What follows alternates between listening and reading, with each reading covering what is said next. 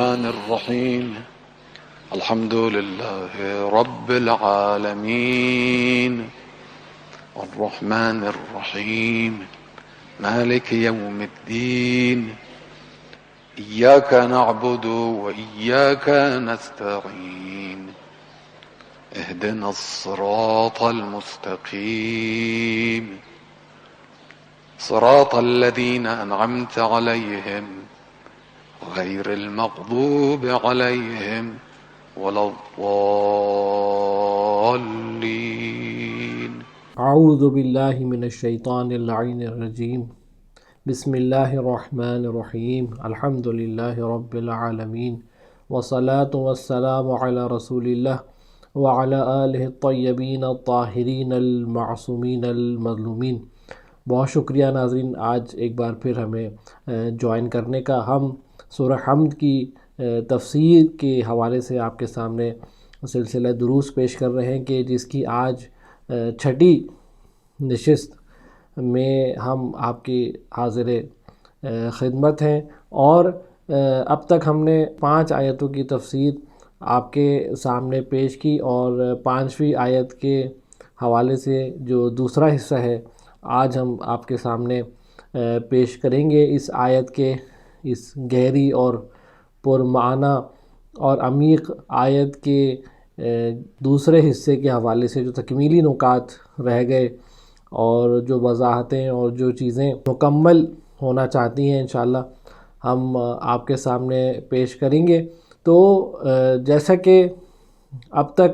ہم نے پچھلی آیت کے مطالب میں جو گفتگو کی تھی، ہم نے ایاک نعبد کے حوالے سے آپ کے سامنے کچھ مطالب پیش کیے تھے کہ جس کا سلسلہ جاری رکھتے ہوئے ہم یہیں سے جہاں سے سلسلہ ہمارا پچھلی نشست میں ٹوٹا تھا وہیں سے ہم انشاءاللہ اس کو جاری رکھیں گے، کہ جس میں ہم نے خلاصتاً اگر ہم پچھلی نشست کے مطالب کو یہاں پر عرض کرنا چاہیں تو اس میں ہم نے کہا کہ ایاک نعبد سے مراد یہ کہ صرف خدا ہی کی عبادت ہم کریں گے، اور یہ نعبدو جو ہے وہ انفرادی عبادت کے علاوہ اجتماعی عبادت پر بھی جو ہے وہ دلالت کر رہا ہے کہ خدا کی عبادت اجتماع کی سطح پر، معاشرتی سطح پر جو ہے وہ کس طرح کی جائے، اور کس طرح جو ہے وہ خدا کو اجتماعی طور سے اور خدا کی کامل عبادت کو کس طرح ہم بجا لا سکتے ہیں. اس کے علاوہ نعبدو کے کلمے سے جو ایک اور مطلب یہاں پر آیت اللہ عظمہ سید علی خامنائی نے اپنی سورہ حمد کی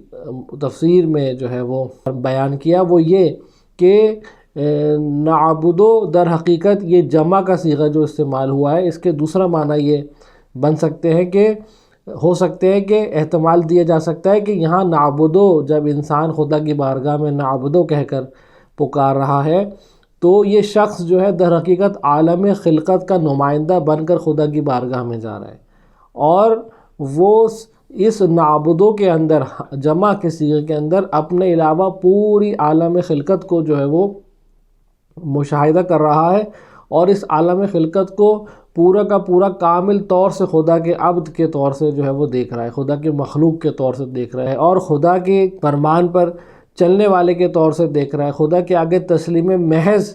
ہستی کے طور سے دیکھ رہا ہے. تو وہ در حقیقت اپنے علاوہ پوری عالم خلقت کو شامل کر رہا ہے، اور یہی حقیقی توحیدی نگاہ ہے کہ یہ پورا عالم خلقت جو ہے وہ خدا کی عبادت میں مشغول ہے. کہ جیسے قرآن نے بارہا جگہ جگہ ارشاد فرمایا کہ یسبح للہ ما فی السماوات والارض، کہیں فرمایا کہ سبح للہ ما فی السماوات والارض، کئی جگہ فرمایا یسبح للہ ما فی السماوات وما فی الارض. تو ہر جگہ اس جو آسمان اور زمین کی ہر چیز کی تسبیح کا ذکر ہے کہ وہ خدا کے لیے تسبیح پڑھ رہے ہیں. اور در حقیقت یہ پورا اگر توحیدی نگاہ سے ہم دیکھیں اور گہری توحیدی نگاہ سے ہم بامعرفت نگاہ سے ہم دیکھیں تو ہم دیکھیں گے پورا عالم خلقت جو ہے وہ در حقیقت خدا کا عبد ہے، خدا کا بندہ ہے. یہ پورا عالم خلقت خدا کے آگے تسلیم محض ہے. اور یہ مطلب اگر ایک انسان موحد اس کو حقیقت میں درک کر لے تو جب وہ ایاک نعبد کہے گا تو اس نعبد کے اندر وہ اپنے علاوہ پوری عالم خلقت کو اپنے ہمراہ کرے گا، اور خدا کی بارگاہ میں پیش کرتے ہوئے نماز کے اندر کہے گا کہ ایاک نعبد، کہ اے خدا ہم یعنی پوری عالم خلقت کہ جس کا میں نمائندہ ہوں، ہم تیری عبادت کرتے ہیں۔ یہ انسان مومن گواہی دے گا خدا کی بارگاہ میں، اور اس ایاک نعبد کے اندر وہ اس توحیدی نگاہ کے ساتھ خدا کی بارگاہ میں جائے گا۔ یقیناً جتنا انسان توحیدی نگاہ کے اندر گہرا ہوگا، جتنا انسان کی توحید مضبوط، عمیق اور گہری ہوگی اور محکم ہوگی اور مستحکم ہوگی، اتنی ہی زیادہ خدا کی بارگاہ میں اس کی عبادتیں، اس کے اعمال اور اس کے اذکار جو ہیں خدا کی بارگاہ میں قبول ہوں گے، اتنے جلدی وہ جو ہے وہ اس کے نتائج کو حاصل کر سکے گا۔ لہٰذا یہاں پر نعبدو سے مراد دوسرا معنی جو لیا جا سکتا ہے کہ صیغہ جمع کیوں استعمال ہوا ہے، صیغہ مفرد کیوں استعمال نہیں ہوا، تو اس کا دوسرا معنی یہ ہم نے آپ کے سامنے پیش کیا کہ قرآن نے اس کو، جیسے میں نے کہا کہ جگہ جگہ یسبح و یسبح کے کلمے سے جو ہے وہ اس کو بیان کیا، لیکن ایک جگہ قرآن نے بہت ہی صراحت سے اس مطلب کو بیان کیا جو ہم نے آپ کے سامنے عرض کیا، کہ جس میں ارشاد ہوا ان کل من فی السماوات والارض الا آتی الرحمن عبدا، آسمان اور زمین میں کوئی ایسی شے نہیں ہے کہ جو خداوند متعال یا رحمان کی عبد نہ ہو، خداوند متعال کی عبد قرار نہ پائے۔ آسمان اور زمین میں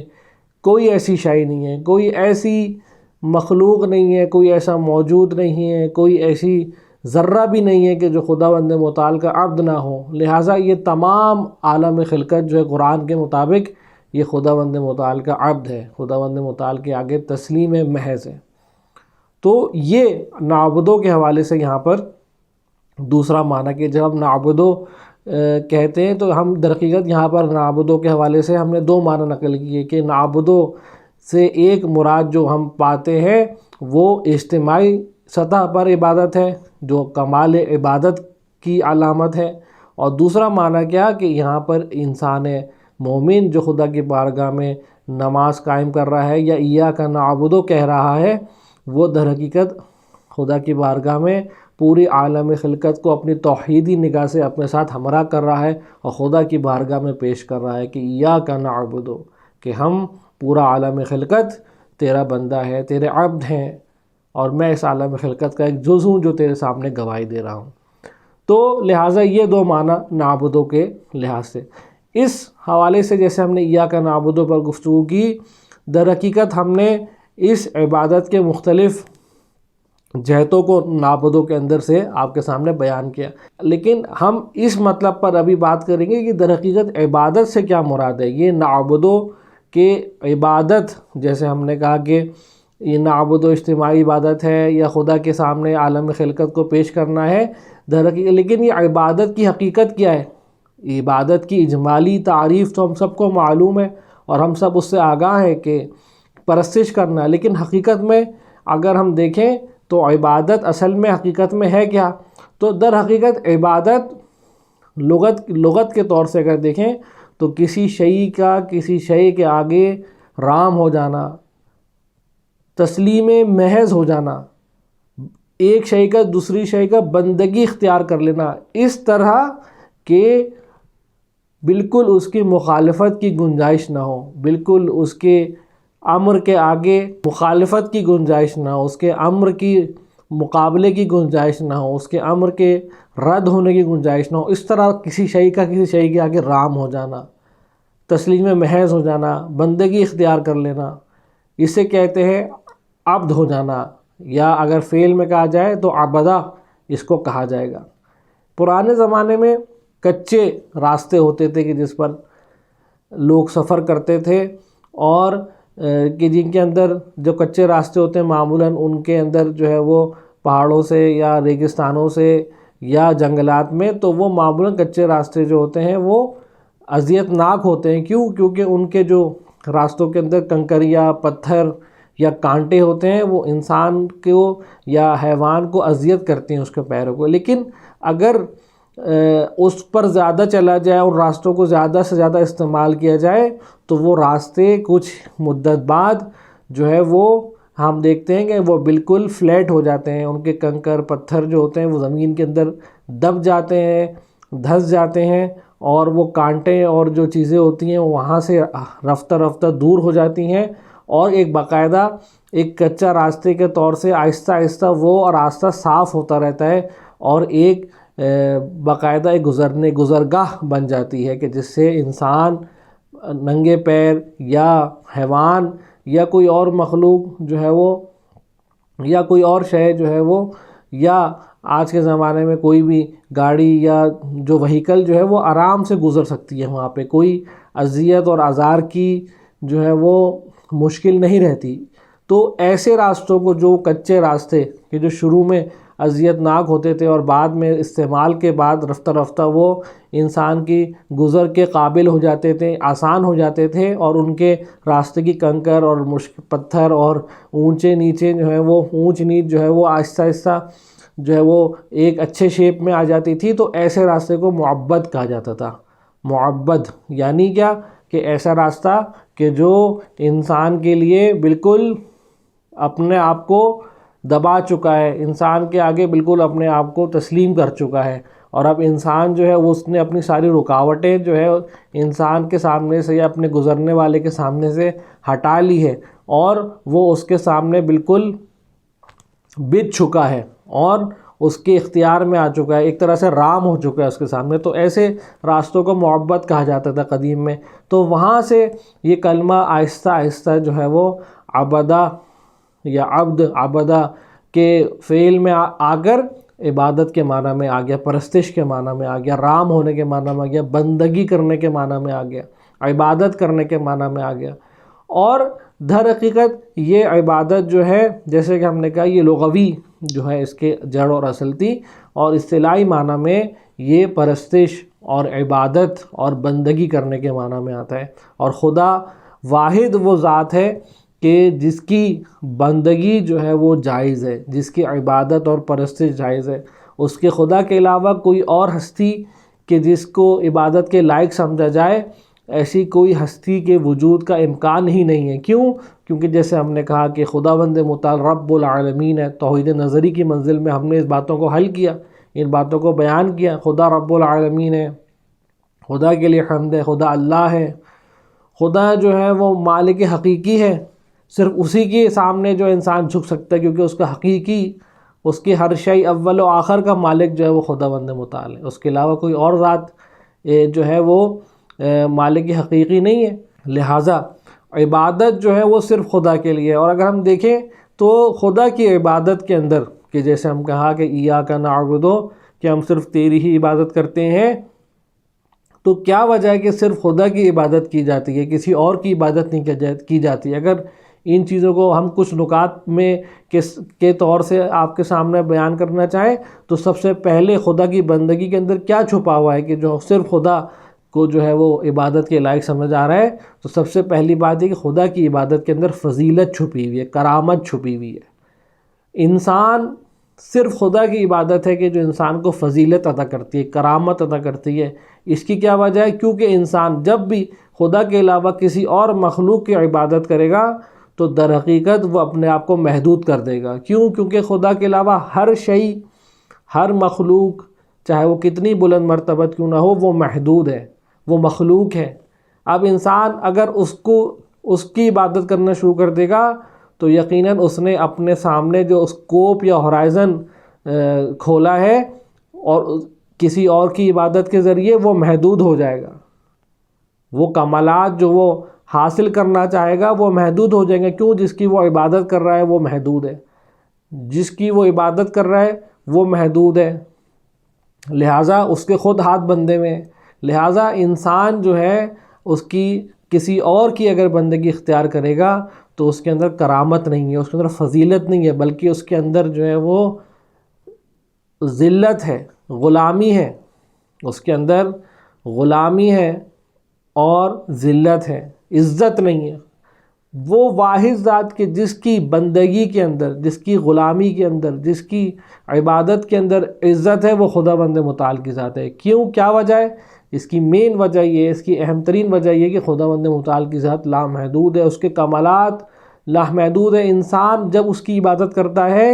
تو وہ محدود نہیں ہو جاتا، بلکہ خدا کے آگے سجدہ ریز ہو کر وہ اپنے سامنے لامحدود کمالات کا افق اس کے سامنے روشن ہو جاتا ہے۔ تو انسان اگر صرف خدا کی عبادت ہے کہ جو انسان کو فضیلت عطا کرتی ہے، کرامت عطا کرتی ہے، کسی اور کی عبادت انسان کو محدود کر دیتی ہے، انسان کو زندان کے اندر بند کر دیتی ہے، انسان کو عرش سے فرش کی طرف لے آتی ہے۔ صرف خدا کی بارگاہ ہے کہ جو انسان کو فرش سے عرش تک پہنچا سکتی ہے، باقی جو جتنی مخلوقات ہیں وہ ساری فرشی ہیں۔ اگر ان کی عبادت اختیار کی جائے گی تو انسان اپنے آپ کو اسی فرش کے اندر قید کر دے گا۔ لہٰذا پہلا نقطہ یہ کہ خدا کی بارگاہ کے اندر، خدا کی عبادت کے اندر فضیلت اور کرامت ہے۔ دوسرا نقطہ یہ کہ خدا کی عبادت ایک فطری عمل ہے، ایک فطری عمل ہے۔ کوئی ایسا عمل نہیں ہے کہ انسان کو اس کے بارے میں جو ہے وہ سکھایا جائے اور اس کے بارے میں پڑھایا لکھایا جائے اور اس کے باقاعدہ بات سمجھائی جائے۔ نہیں، ہر مخلوق فطری طور سے خدا کی جو ہے وہ عبادت کر رہی ہے۔ آپ جب بھی دیکھتے ہیں سارے ادیان میں، چاہے وہ الہی ادیان ہو یا غیر الہی ادیان ہو، ایک معبود کا تصور ہے، ایک ایسی ہستی کا تصور ہے کہ جس کی عبادت کی جائے۔ کیا وجہ ہے اس کی وجہ یہ کہ ہر انسان کے اندر فطری طور پر ایک برتر ہستی اور ایک برتر طاقت کے آگے جھکنے کی فطری طور سے اس کے اندر جو ہے وہ ایک جستجو موجود ہے، ایک اس کے اندر فطری ذوق موجود ہے۔ اس حوالے سے اس کے اندر ایک تلاش تڑپ موجود ہے، ایک بالاتر مخلوق کی ایک بالاتر ہستی کی عبادت کرنے کی، اس کے آگے تسلیم محض ہونے کی، اس کے آگے رام ہو جانے کی۔ اور یہی اسی فطری جو ہے انگیزے اور اسی فطری انسان کے تقاضے کی وجہ ہے کہ بہت سارے طاغوت آئے، بہت سارے لوگ آئے، شخصیات آئیں، بہت سارے جو ہے حکومتیں آئیں، نظامات آئے کہ جنہوں نے بادشاہتیں آئیں کہ جنہوں نے انسان کو جنہوں نے اپنے خدائی کا دعویٰ کیا، اور اس خدائی کے دعوے کے وجہ سے انہوں نے عوام الناس کو بے وقوف بنایا اور ان کی سادگی سے استفادہ کرتے ہوئے ان کو اپنا غلام بنا لیا۔ اور آج بھی ہم دیکھتے ہیں کہ آج بھی عالمی سطح پر بعض طاغوتی قوتیں ایسی ہیں کہ جنہوں نے مختلف طرح سے بہت سارے لوگوں کو اپنا غلام بنایا ہوا ہے، اپنے آپ کو پوجنے پر مجبور کیا ہوا ہے ان کو، جیسے کہ چاہے میڈیا کے ذریعے، میڈیا ایمپائر قائم کرنے کے ذریعے، یا کسی پولیٹیکل انجینئرنگ کے ذریعے، مختلف ملکوں میں مداخلت کے ذریعے، یا معاشی طور سے مختلف قوموں کو اپنا غلام بنانے کے ذریعے انہوں نے اس طرح کے کام انجام دیے میں اجتماعی سطح پر۔ لہٰذا فطری انسٹنکٹ ہے انسان کے اندر، اور وہ فطرت اگر ہم اس فطرت کو صحیح طرح دیکھیں تو وہ کیا ہے؟ ایک کمال لامحدود کی عبادت کرنا، ایک ایسی ذات کی عبادت کرنا کہ جس کی کوئی حد نہ ہو۔ کہ قرآن نے اس کو حضرت ابراہیم کے واقعے میں بہت ہی اچھے انداز میں فرمایا، بہت ہی اچھے انداز میں، خوبصورت انداز میں بیان فرمایا، کہ جس میں حضرت ابراہیم پہلے کہتے ہیں کہ میں ستارے کی عبادت کروں گا، جب کہتے ہیں کہ نہیں، ستارہ جو ہے وہ غروب کر گیا یا ستارہ چھوٹا ہے، میں جو ہوں وہ چاند کی عبادت کروں گا کیونکہ چاند جو ہے وہ ستارے سے بڑا ہے۔ پھر جب چاند غروب کر گیا تو انہوں نے کہا کہ یہ تو چاند بھی فنا ہو گیا، تو سورج اس سے بڑا ہے، تو سورج بھی غروب ہو گیا، تو انہوں نے کہا کہ میں اس خالق مطلق کی عبادت کروں گا کہ جو لامحدود ہے۔ اور وہاں پر بہت ہی خوبصورت انداز میں قرآن نے آیت فرماتی ہے کہ حضرت ابراہیم نے کہا کہ لا احب العافلین، انی لا احب العافلین، میں ایسی اشیاء کی عبادت نہیں کرتا کہ جو غروب کرنے والی ہیں، میں ایسی اشیاء کی عبادت نہیں کرتا جو فانی ہے۔ یہ انسان کی فطرت کی آواز ہے کہ حضرت ابراہیم نے وہاں پر بیان کی۔ اسی طرح قرآن نے جگہ جگہ پر اس مطلب کو مختلف طریقے سے بیان کیا۔ اس کے علاوہ جو تیسری وجہ ہے کہ خدا کی عبادت صرف خدا کی عبادت کی جاتی ہے اور خدا ہی لائق عبادت ہے، جس کو ہم نے اجمالی طور سے پہلے بھی بیان کیا، وہ یہ کہ عبادت منحصر ہے خداوند متعال کی ذات میں۔ کیوں؟ کیونکہ وہ واحد ذات ہے کہ جو مالک حقیقی ہے، وہ واحد ذات ہے جو کمال لامحدود ہے، جس کی لامحدود کمالات ہیں، لامحدود صفات ہیں، اس کی کوئی حد نہیں۔ باقی سارے جو مخلوق ہستیاں ہیں وہ محدود ہیں، اور اس کمال لامحدود کے سامنے، اس بے نہایت ہستی کے سامنے، وہ اس کے سامنے جو ہے وہ سجدہ ریز ہیں، اس کے سامنے جو ہے وہ غلام ہے، اس کے سامنے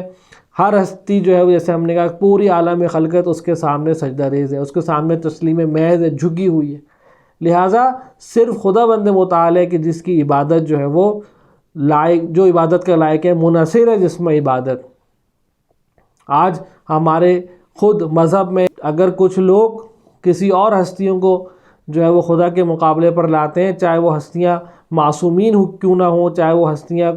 اور کوئی جو ہے وہ بزرگ ہستی کیوں نہ ہو، یقیناً وہ ایک غلط راستے پر چل پڑے ہیں، یقیناً وہ ایک منحرف راستے پر چل پڑے ہیں۔ عبادت کے لائق صرف جو ہے وہ خداوند متعال کی ذات ہے۔ تو لہٰذا یہ وہ ایاک نعبدو کے حوالے سے ہماری گفتگو تھی کہ جس میں ہم نے نعبدو کے حوالے سے گفتگو کی کہ ایاک نعبدو سے کیا مراد ہے، اور اگر نعبدو کا آتا تو کیا اس کا فرق تھا ایاک نعبدو سے۔ اس کے علاوہ ہم نے نعبدو کے دو معنی بیان کیے، اور یہاں پر عبادت کی ہم نے حقیقت کو بیان کیا، اور اس کے ساتھ خدا کیوں عبادت کے لائق ہے اس کے مطالب ہم نے آپ کے سامنے بیان کیے۔ اب اس آیت کے دوسرے حصے کی طرف ہم آتے ہیں کہ جس میں ارشاد ہو رہا ہے ایاک نعبد و ایاک نستعین، ہم صرف تیری عبادت کریں گے۔ ایاک جیسے ایاک نعبد میں ہم نے کہا وہ دلالت کرتا ہے محض پر، صرف پر، فقط پر، اور آگے ارشاد ہو رہا ہے ایاک نستعین، ہم صرف تجھ سے ہی مدد مانگتے ہیں۔ ہم صرف خدا سے کیوں مدد مانگتے ہیں؟ کیوں کہا جا رہا ہے کہ ہم صرف تیری ہی عبادت کرتے ہیں، صرف تجھ سے ہی مدد مانگتے ہیں؟ کیوں؟ کیونکہ انسان مومن اس بات کا اقرار کرتا ہے کہ اس دنیا کے اندر واحد قدرت جو ہے، اس دنیا کے اندر واحد حقیقی طاقت جو ہے وہ خداوند متعال کی طاقت ہے، اور جو طاقتیں ساری وہ ہیں کہ جو خداوند متعال کی دی ہوئی نعمتوں سے اچھا استفادہ کر کے یا غلط استفادہ کر کے اپنی قدرتوں کو، اپنی طاقتوں کو جو ہے وہ استعمال کر رہی ہیں۔ اس دنیا کے اندر الہی قوتیں ہیں کہ جو خدا کی نعمت سے احسن استفادہ کر کر خدا کے راستے میں اپنی قوتوں کو استعمال کر رہی ہیں، اور اس دنیا میں طاغوتی قوتیں، شیطانی قوتیں کہ جو خداوند متعال کی نعمتوں سے، اس کی طاقت سے استفادہ کر کے، غلط استفادہ کر کے اپنے شیطانی اہداف کو جو ہے وہ آگے بڑھا رہے ہیں۔ لہٰذا لیکن اس دنیا میں کوئی بھی شیء جو ہے خدا کی طاقت اور قدرت سے باہر نہیں ہے، کیونکہ حقیقی قدرت جو ہے خداوند متعال کی ذات ہے۔ حقیقی ملکیت کس کی ہے؟ وہ خداوند متعال کی ہے۔ کوئی اور مالک جو ہے وہ خداوند متعال کے سامنے نہیں کھڑا ہو سکتا۔ جیسے ہم نے کہا کہ یہ ساری دنیاوی جو ملکیتیں، ظاہری ملکیتیں، فانی ملکیتیں، قیامت کے دن مالک یوم الدین ہوگا، کہ خدا ہوگا مالک یوم الدین، قیامت کا مالک۔ لہٰذا استعانت بھی مالک حقیقی سے ہے، قادر مطلق سے، جو حقیقی قادر ہے، حقیقی طور سے طاقت رکھنے والا ہے، بے انتہا طاقت رکھنے والا ہے، لامحدود توانائی اور قدرت رکھنے والا ہے، اسی سے استعانت ہوگی، صرف اسی کی مدد مانگی جائے گی۔ اور یہ ساری دنیا میں جو طاقتیں ہیں یا جو نعمتیں ہمیں دی گئی ہیں، جن سے ہم استفادہ کرتے ہیں، یہ اسباب ہیں، خداوند متعال کے اسباب ہیں۔ یہ ان اسباب کے ذریعے جو ہے ہم خداوند متعال کی طاقت سے استفادہ کرتے ہیں، اس کی طاقت کو جو ہے وہ ہم اس کی قدرت سے استفادہ کرتے ہیں، اس کی مالکیت حقیقی جو اس نے امانتیں ہمیں یہاں پر دی ہوئی ہیں، ان کے ذریعے ہم جو ہے وہ ان سے استفادہ کر کے اپنی زندگیوں کے کام کو آگے بڑھاتے ہیں۔ لیکن اس سے مراد یہ نہیں کہ ہم خداوند متعال کی قدرت سے، خداوند متعال کی مالکیت سے غافل ہو جائیں اگر نعمتیں ہمارے پاس ہیں۔ نہیں، در حقیقت شکر حقیقی یہی ہے کہ انسان جو ہے وہ مد نظر رکھے کہ اس کے پاس جو نعمتیں ہیں اس دنیا کے اندر، اس کے پاس اس دنیا کے اندر جو وسائل ہیں، جو مختلف چیزیں ہیں، وہ در حقیقت یا طاقت اس کے پاس اگر کوئی ہے، اس کے پاس اگر کوئی ایک ایسا اچھا اپورچونٹی ہے تو در حقیقت وہ خداوند متعال کی دی ہوئی ہے، وہ امانت ہے خداوند متعال کی طرف سے۔ در حقیقت استعانت، مدد خداوند متعال کی ہے، اور اس نے اس مدد کو پہنچانے کے لیے انسان کے لیے دنیا کے اندر کئی وسیلے بنائے، مادی وسیلے، غیر مادی وسیلے بنائے۔ تو در حقیقت یہ ساری اشیاء جو ہیں وہ وسیلے ہیں، اور واحد قدرت جو اس دنیا کے اندر اور اس ہستی کے اندر کار فرمائے وہ خداوند متعال کی ہستی ہے، خداوند متعال کی طاقت ہے۔ اسی لیے ایاک نستعین، ہم صرف تجھ سے مدد مانگتے ہیں۔ یہاں پر ایک سوال ایجاد ہوتا ہے، بہت اہم سوال ہے، اور مذہب تشیع کے حوالے سے اکثر یہ سوال آپ کو اور ہمیں سننے کو ملتا ہے کہ جب قرآن کہہ رہا ہے ایاک نعبد و ایاک نستعین، تو آپ غیر خدا سے مدد کیوں مانگتے ہیں؟ آپ ائمہ معصومین سے مدد کیوں مانگتے ہیں؟ آپ رسول اللہ سے مدد کیوں مانگتے ہیں؟ آپ مختلف اولیاء اللہ سے مدد کیوں مانگتے ہیں؟ آیا یہ قرآن کی ظاہر کے خلاف نہیں ہے؟ آیا قرآن کے مطلب کے خلاف نہیں ہے؟ آیا یہ قرآن کے پیغام کے خلاف نہیں ہے؟ تو ہم اس میں جواب دینا چاہیں گے کہ بالکل یہ قرآن کے مخالف بات نہیں ہے، بلکہ یہ عین قرآن ہے جو ہم خدا کے علاوہ بزرگ ہستیوں سے مدد مانگتے ہیں، خدا کے علاوہ ائمہ معصومین، رسول اکرامی اور ائمہ معصومین اہل بیت سے جو ہے مدد مانگ رہے ہیں، یا ان سے منسلک جو اولیاء خدا ہیں ان سے جو مدد مانگتے ہیں، وہ بالکل عین توحید ہے، توحیدی طرز عمل ہے، توحید عملی کا مصداق ہے، اور حقیقی اسلام کا پیغام بھی یہی ہے، قرآن کا پیغام بھی یہی ہے۔ قرآن ایک جگہ ارشاد فرما رہا ہے تعاونوا علی البر والتقوی، کہ اے مومنین آپس میں اچھے کاموں میں، نیکی کے کاموں میں ایک دوسرے کا ہاتھ بٹاؤ۔ اسی طرح خود قرآن کے اندر کئی جگہ جو ہے وہ مطالب موجود ہیں کہ جس میں ایک نبی الہی نے دوسرے نبی الہی سے استعانت طلب کی، وسیلہ طلب کیا، اس کے مختلف دعاؤں سے شفا پائی، اس کے معجزوں سے، اس کی کرامتوں سے اس نے اپنے مسائل حل کر، اس کی دعا کے ذریعے اس نے مسائل حل کی ایک نبی نے دوسرے نبی کے۔ تو نبیوں سے بڑھ کر تو کوئی موحد قرآن کے اندر بھی نہیں ہے گزرا، اور تاریخ بشریت میں بھی نہیں گزرا۔ حضرت یوسف کا واقعہ ہے کہ کس طرح یعقوب کو ان کی قمیض نے جو ہے وہ ان کی بینائی واپس لے کر آئی، صرف ان کی قمیض نے، صرف قمیض کا ملنا تھا کہ یعقوب کی جو بینائی کھو گئی تھی وہ واپس آ گئی۔ اس طرح حضرت موسیٰ کے واقعات ہیں، حضرت ابراہیم کے واقعات ہیں، اور مختلف انبیاء، قرآن بھرا ہوا ہے ان واقعات سے۔ اس کے علاوہ اگر ہم اس کو نظریاتی طور سے دیکھیں، عقیدتی طور سے دیکھیں، استدلالی طور سے، منطقی طور سے دیکھیں، تو یہ جیسے کہ ہم نے کہا خداوند متعال نے اس عالم کو عالم اسباب بنایا ہے۔ خدا کی طاقت واحد طاقت ہے، لیکن اس نے اپنی طاقت کو قدرت کے حوالے سے اس نے وسیلے بنائے، اسباب بنائے، اور جیسے میں نے کہا کچھ مادی اسباب بنائے، کچھ غیر مادی اسباب بنائے۔ اور اگر ہم ان اسباب سے استفادہ کرتے ہیں اور ان اسباب کو استعمال کرتے ہیں اور ان اسباب کو وسیلہ بناتے ہیں، چاہے وہ مادی اسباب ہوں چاہے وہ غیر مادی اسباب ہوں، تو وہ در حقیقت ہم خدا سے ہی استعانت طلب کر رہے ہیں، کیونکہ ہمیں معلوم ہے کہ یہ اسباب جو ہیں وہ خدا کے ہی دیے ہوئے ہیں، اور خدا کی ہی طاقت سے اور خدا کی ہی قدرت سے یہ اسباب جو ہیں اس عالم ہستی میں کار فرما ہے۔ اگر یہ اسباب کچھ کر سکتے ہیں، ان کے ہاتھ میں اگر کچھ اختیارات ہیں، تو وہ خداوند متعال کے دیے ہوئے ہیں۔ ائمہ معصومین، رسول گرامی کے پاس، رسول اکرم کے پاس اگر کچھ ولایت ہے، کچھ اختیارات ہیں، اور اس عالم کی اختیارات خدا نے اگر ان کو دیے ہوئے ہیں، تو وہ صرف خدا نے ان کو دیے ہوئے ہیں، خدا نے ان کو دیے ہوئے ہیں، اور وہ اگر ان سے ہم مدد طلب کر رہے ہیں، ان سے استعانت طلب کر رہے ہیں، ان کا وسیلہ ہم حاصل کر رہے ہیں، تو در حقیقت ہم خدا کا ہی وسیلہ حاصل کر رہے ہیں، کیونکہ وہ خدا کے نمائندے ہیں، وہ خدا کے نمائندے ہیں۔ انسان محدود ہے، انسان ناقص انسان ہے، اس کی اس عالم، اس ہستی جو لامحدود ہستی ہے، اس تک رسائی نہیں ہے، لہٰذا خدا نے اسباب جو ہے وہ خلق کیے کہ یہ انسان کسی طرح خدا کی کرامت، خدا کی قدرت سے، خدا کے اسباب سے اور خدا کی نعمتوں سے استفادہ کر سکے۔ تو لہٰذا اس نے مادی اسباب بھی بنائے، اس نے غیر مادی اسباب بھی بنائے، اور انسان مومن اگر اس نگاہ سے کہ یہ وسیلے خدا کے دیے ہوئے ہیں، خدا کی قدرت سے یہ وسیلے خلق ہوئے ہیں، اگر ان وسیلوں سے استفادہ کرتا ہے، ان وسیلوں سے استعانت طلب کرتا ہے، تو در حقیقت وہ ایاک نستعین پر ہی عمل کر رہا ہے، وہ ایاک نستعین کے پیغام کو ہی بروئے کار لے کر آ رہا ہے، وہ اس سورہ الحمد کے پیغام کو ہی جو ہے وہ عملی طور سے انجام دے رہا ہے، وہ توحید عملی کا مصداق قرار پا رہا ہے۔